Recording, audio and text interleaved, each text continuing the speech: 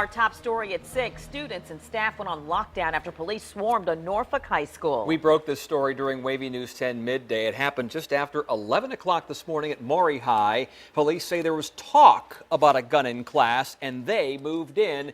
And with a heightened sense of awareness after this week's stabbings at a school near Pittsburgh, there was plenty of reason to worry about this. Then on your side's Andy Fox now live at Maury. And Andy, you talked to students and parents about this whole thing. Yeah, Tom, a sophomore who goes to Maury just came up to me and said earlier in the week there was discussion of a possible lockdown drill. So when there was a lockdown order today, many thought that it was just a drill, as they told us on the street earlier today. They quickly found out it was not a drill.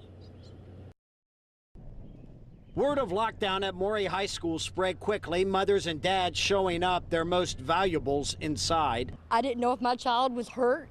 I didn't know if he was scared. I didn't know what was going on. It was the fear? I wanted to get to my child. Lisa Key's child has disabilities. The stress, tougher for him. Mother's not the only one scared, students too. I was scared. It was people in my class panicking, calling their mom and stuff. It was just crazy. The lockdown forced by a student overheard claiming he had a gun to another student. We are told the incident ended in a fourth-floor classroom that had a substitute teacher. Caleb Simborski, in a class fitting that description, police came into the room. They said, everybody get to the corner of the room, everyone stay there. One of them had a flashlight. He was shining on people's faces, to see if the person was among us. The police left but came back and ended up handcuffing one of the students in the class. They put cuffs on the student. They took him out. Was he the one who was saying he had a gun or anything? No, or no, was he didn't. Just messing around. No, he was just messing around. Like they even looked at him like one of the police officers asked the other person to identify him, and she said it's not him, and they still took him out.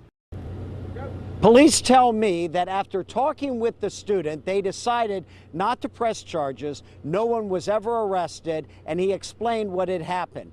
They were convinced that it was a joke, that there was never any gun to begin with. They never found any gun.